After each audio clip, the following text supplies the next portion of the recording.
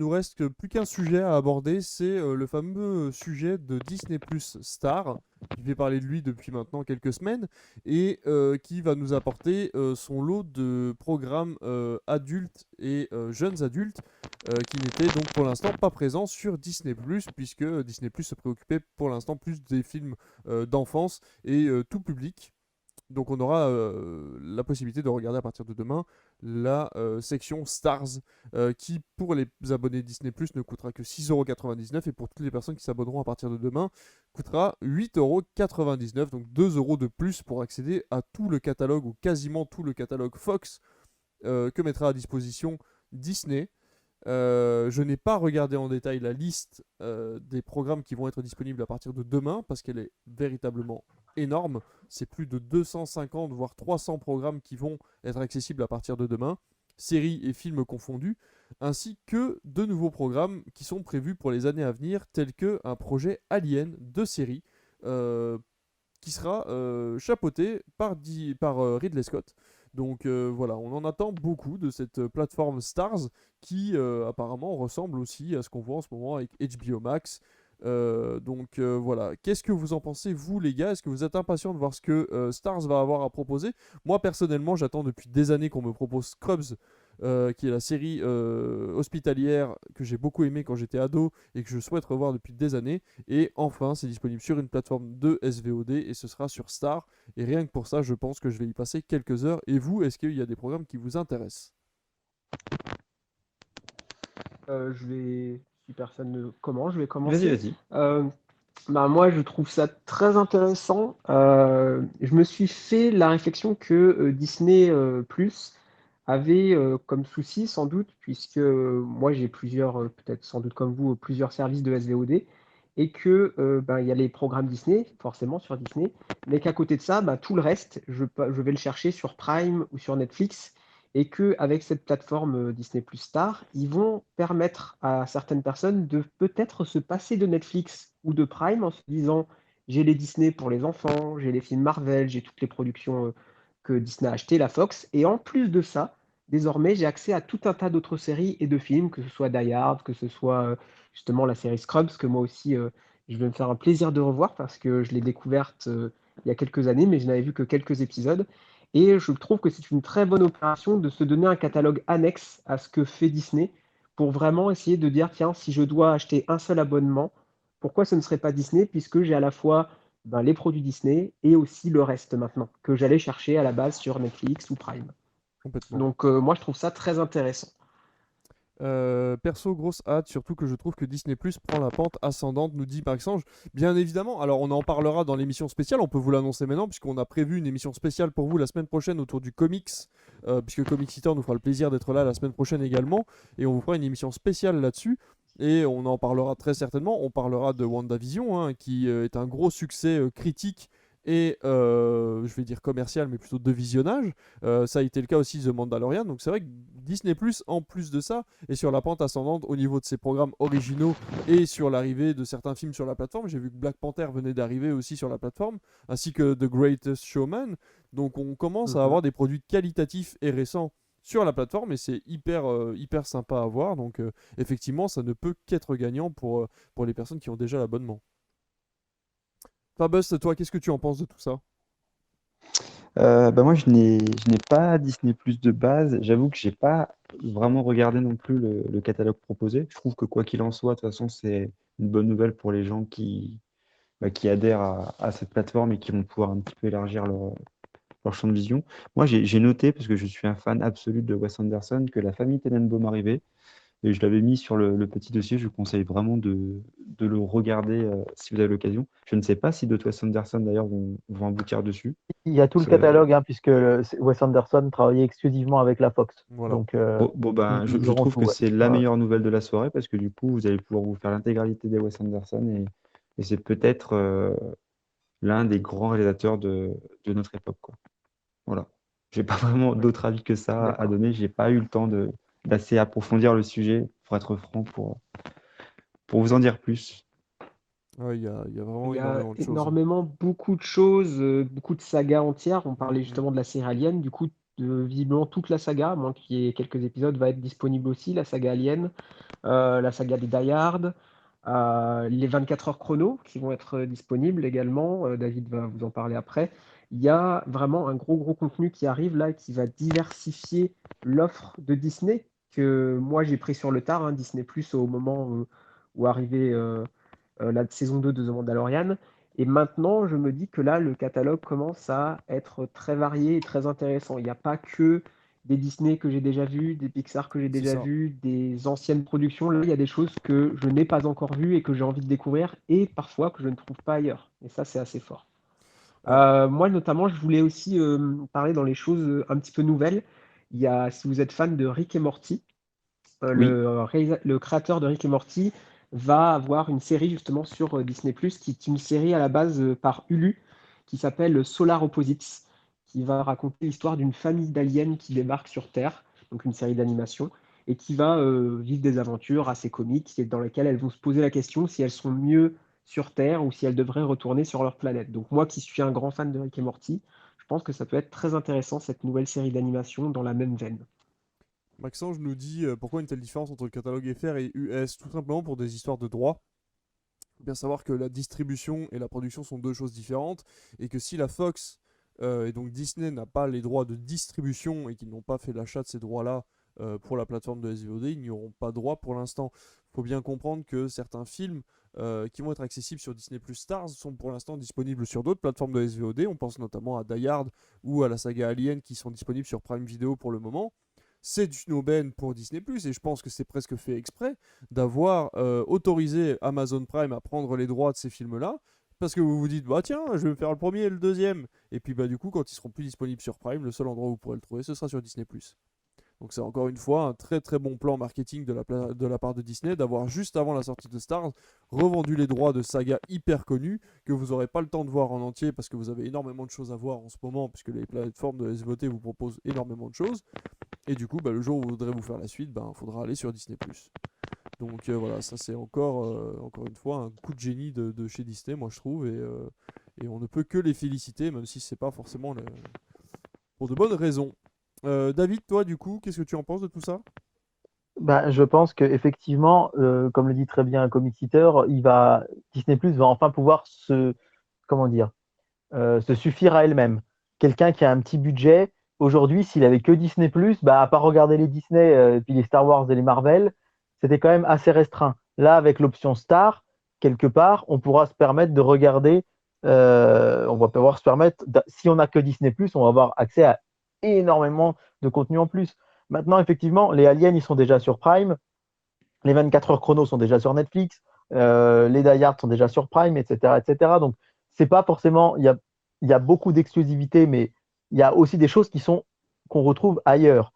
Mais mine de rien, ça permettra à des gens à y avoir accès. Et je trouve que c'est vraiment déjà un bon début.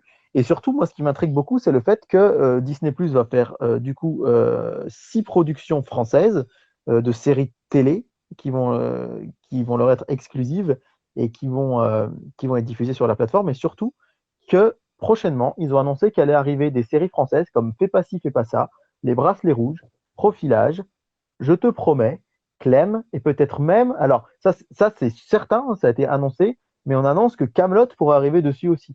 Et là, je me dis, à quoi bon les chaînes françaises je ne vais pas dire un gros mot, mais si c'est tard, vous m'en voudrez pas, se sont emmerdés à créer Salto, Oh, si c'est pour léguer leurs droits. Enfin, je sais pas si vous voyez ce que je veux dire, mais c'est Non mais fou. complètement. L'intérêt principal de Salto, c'est quand même que quelqu'un qui veut que toutes les séries françaises soient dessus. Alors, je sais que 10% est déjà sur Netflix, etc.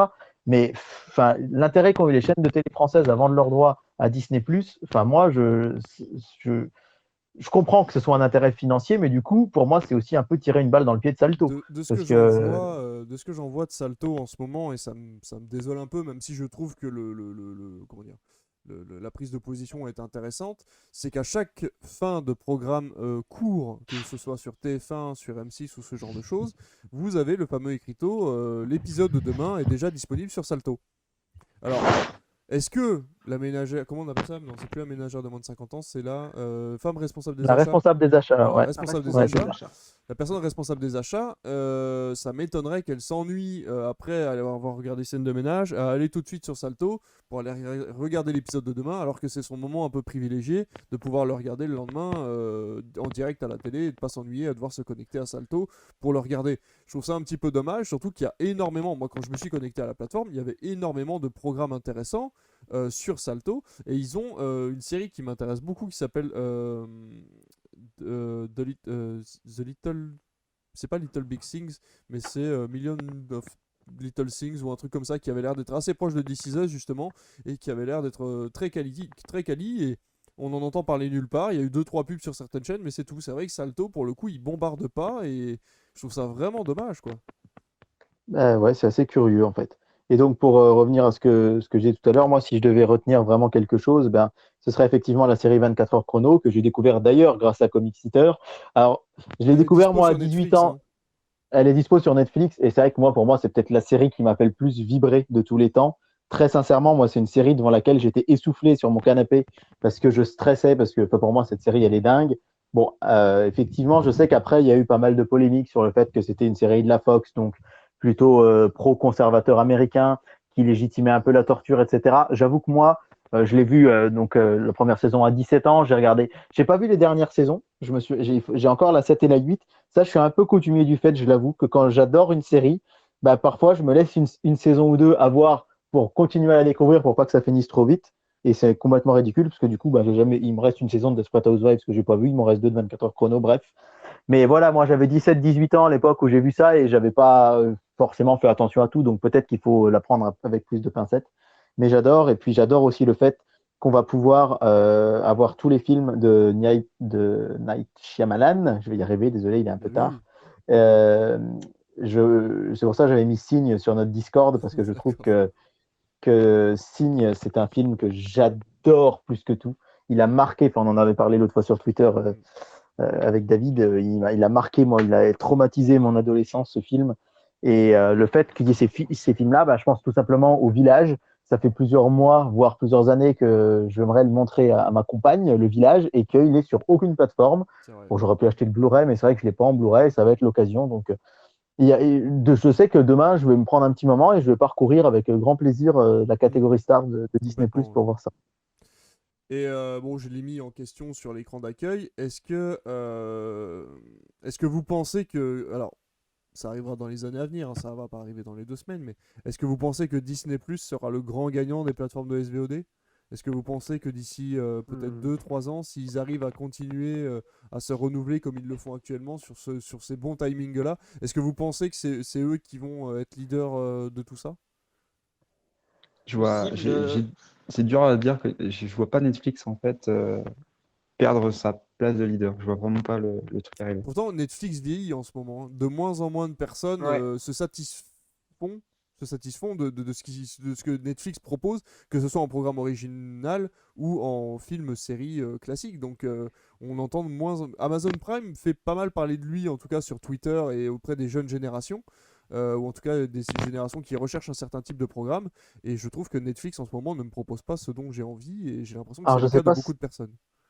je sais pas si vous avez vu qu'il y a une étude qui est sortie il y a quelques jours, justement, qui, euh, qui a recoupé les chiffres actuels, et c'est une étude statistique très sérieuse, vraiment, qui a été dirigée par un cortège de statisticiens américains, qui dit que si on continue comme ça, début 2026, Disney Plus sera devant Netflix. Disney Plus devrait atteindre les 300 millions d'abonnés dans le monde, alors que Netflix devrait rester à 280. Puisque avec le confinement, hein, Disney Plus a atteint 90 millions d'abonnés, ce qui était leur objectif en 3 ans. Et ils l'ont fait en quelques mois. Mm. Et la courbe là continue de monter, en fait, ça continue de s'affoler. Et moi, au début, j'y croyais moyennement.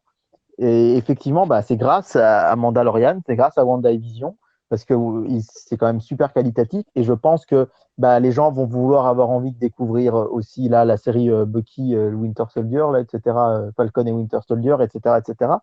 Et du coup, si, d'après cette étude, en 2026, il y aura plus d'abonnés dans le monde à Disney Plus qu'à Netflix. Donc c'est une vraie question que tu poses là, effectivement.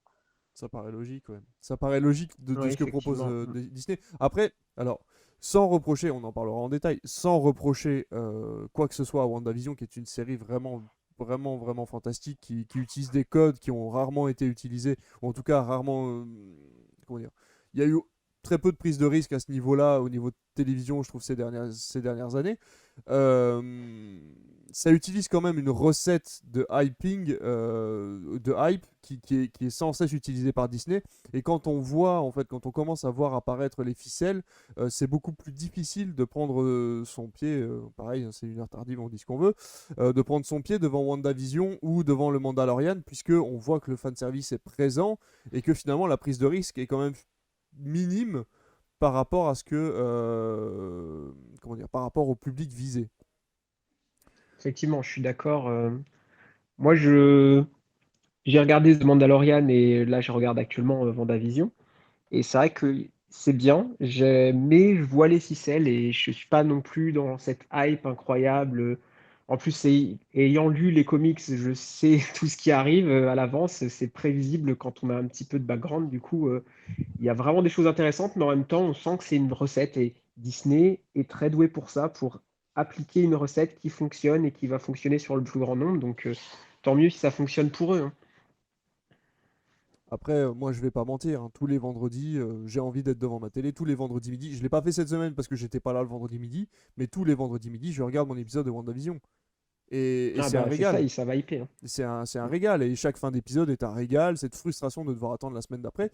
Mais je pense que l'effet serait le même sur une série autre qui sort son épisode toutes les semaines et qui m'aura pris autant au trip que WandaVision, mais qui marche et vraiment sur mon côté fanboy. C'est-à-dire que les easter eggs sont là. L'avancée de l'histoire avec les easter eggs qui arrivent toutes les tant de minutes. Les personnages qu'on attendait depuis des années parce qu'ils étaient dans tel film qui arrivent au bout de tant de minutes parce que voilà, il y a un espèce de sursaut, un espèce d'oscillogramme en fait qui va vraiment nous permettre de monter et de redescendre en fait dans la hype pendant un épisode. Et du coup, ça fonctionne très bien, mais c'est vrai qu'il n'y a rien d'original à ça. Et pour le coup, Tout à c'est des fait. génies, je trouve, effectivement, la diffusion une fois par semaine. Parce que pour le coup, WandaVision, si on avait eu toute la série en une fois, on en aurait entendu parler 15 Ça jours serait et déjà là, ce fini. serait fini. Ça serait Mais déjà là, fini. la hype est constante et je pense qu'on va y arriver de plus en plus et que c'est pas plus mal, hein. On en discutait avec Fabien récemment. C'est vrai que, ben, en fait, on avait ça à l'époque, ce qui faisait qu'il y avait des twists à la fin des Mm. épisodes, qu'on était hyper hypé par la suite des choses. Et là, du coup, forcément, je pense que WandaVision, elle tient vraiment sur la durée. Peut-être qu'elle aurait moins tenu s'il n'y avait pas eu ça. Donc, C'est un je truc tout, pense que ça, c'est un truc tout bête, mais regardez ne serait-ce que sur Twitter. On parle encore de Lost, on parle encore de Prison Break, on parle encore de 24 heures chrono, et par contre, on n'entend plus parler de Daredevil, on n'entend plus parler de la Casa des Papel, on n'entend presque plus parler ouais, de c'est vrai. Stranger Things, qui sont des C'est vrai, c'est vrai. produits de la SVOD et dont on n'entendra plus parler pendant dans 4-5 ans. Et c'est pas ces séries-là que vous allez montrer à vos enfants. C'est pas ces séries-là que vous Non. allez montrer à un jeune public qui désire se mettre à une série. Vous allez leur montrer justement 24 heures chrono, vous allez leur montrer Scrubs, vous allez leur montrer Malcolm, mais vous n'allez pas leur montrer des produits qui sortent de Netflix, d'Amazon Prime ou de Disney+. C'est vrai. C'est vrai. Donc je Mm. pense que voilà, qualitativement, il vaut mieux avoir une série, voire deux, et nous, c'est ce qui se passait. On avait une série tous les 6 mois. On avait une série tous les 6 mois, on avait 2 séries par an auxquelles on s'accrochait corps et âme, et ça nous suffisait amplement. Là, on bouffe des séries à la semaine presque, et finalement, on les oublie comme elles sont venues. Et voilà, et j'ai adoré I Care A Lot voilà, il y a encore quelques minutes, quelques heures, et je suis persuadé que dans un mois, je vais être obligé de retourner sur Letterboxd XD pour me souvenir que je l'ai vu. Mm. Et ça, c'est le Pour plus. revenir sur ce qu'on disait sur la question Disney Star gagnant, Disney plus gagnant du SVOD, je pense effectivement que ça va se jouer sur cet équilibre entre avoir un catalogue qui se renouvelle, ce qui a l'air donc d'être les prémices avec Disney plus Star, Bien sûr.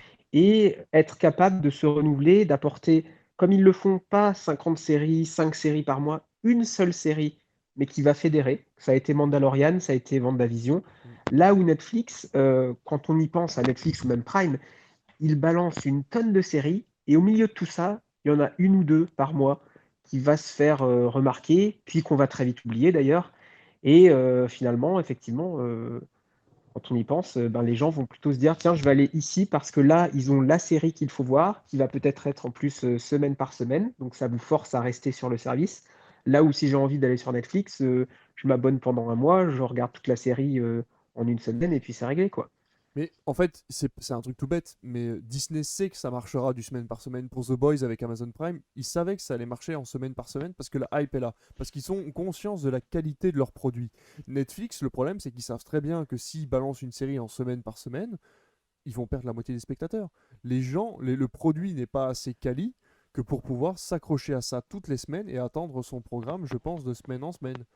Maxence nous dit c'est une offre, ça nous offre une façon de consommer différente, moins l'impression de la commu qui binge watch. Mais complètement, on n'est pas sur un produit qui se consomme sur une seule journée et forcément on est au même niveau que tout le monde. On a une semaine pour se rattraper et pouvoir regarder l'épisode d'après en même temps que tout le monde. Donc c'est vrai que ça c'est une bonne chose aussi effectivement de pouvoir avoir moins de pression. De pouvoir regarder la série un peu quand on veut dans la semaine sans devoir s'imposer de tout voir d'un coup, c'est sûr. Ouais, mais c'est vrai qu'effectivement, l'argument, il est vrai, j'y avais pas pensé, mais c'est très juste, hein. Effectivement, quelqu'un qui va s'abonner juste pour un mois à Disney+, il va pas pouvoir voir tout WandaVision s'il l'a pris en janvier, quoi.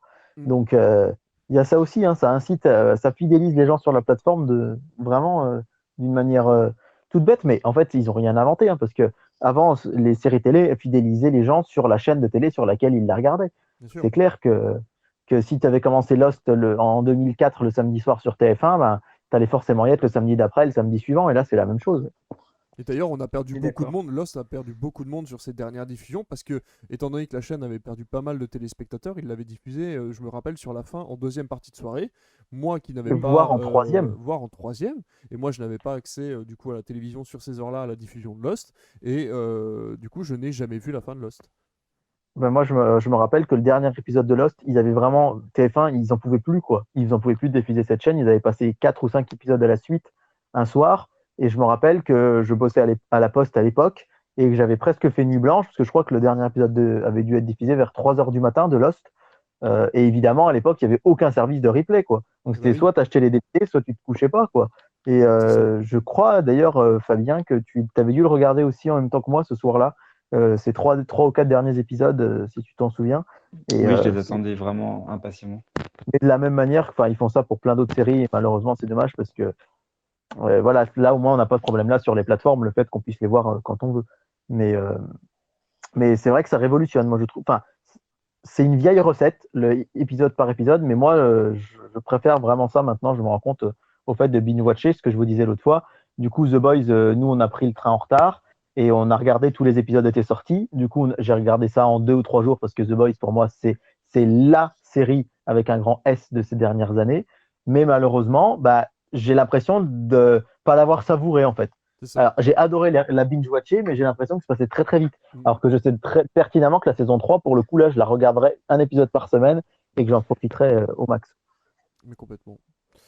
Et bon, on verra qui gagnera ce match dans ces années à venir. J'espère qu'on sera toujours là pour en parler d'ici quelques années et pouvoir décider du grand vainqueur quand on aura vu où aura évolué tout ça. Après, il y a d'autres plateformes qui arrivent, d'autres plateformes qui Ce existent sera déjà, hein. Mubi. Mais ça sera, mais c'est ce que j'allais dire.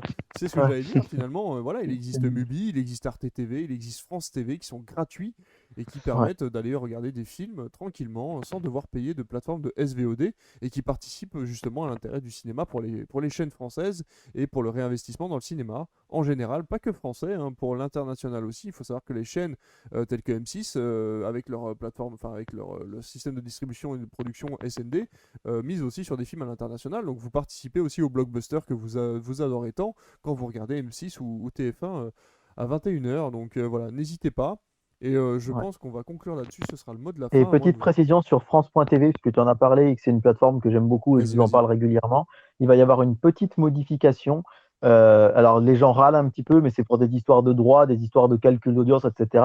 Il va falloir s'inscrire sur la plateforme maintenant pour pouvoir voir son contenu. Alors, c'est juste une inscription, ce sera 100% gratuit toujours, mais ça permettra une meilleure optimisation de la plateforme. Donc voilà, je le dis, s'il y a des gens qui avaient l'habitude de s'en servir, qui ne soient pas surpris. Ça va être le cas, je crois, à partir du mois de mars ou avril. Il faudra s'inscrire sur France TV pour pouvoir continuer d'en profiter. Mais ce sera qu'une inscription et ça ne vous demandera pas de données personnelles. Donc Ouais. voilà, Bon, c'est une faire super une info. Ouais. Tu fais bien de nous le petite préciser. parenthèse. Et du coup, par rapport à l'info que je cherchais tout à l'heure pour savoir si France 2 allait passer un film le samedi suivant aussi, En fait, j'ai découvert sur Internet qu'ils sont en train de statuer et qu'on aura la réponse demain. Donc, malheureusement, on ne peut pas vous le dire en direct, mais ça peut être l'occasion de vous inviter à nous suivre sur Twitter, sur Discord, etc. Et on relayera l'information sur nos réseaux sociaux quand on en saura plus dans les prochains jours. Mais du coup, voilà, il passe un film le samedi 6, mais pour ce qui est du 13, c'est encore en pourparlers et on saura demain s'il y a du cinéma ou pas, encore le samedi soir en prime time sur France 2.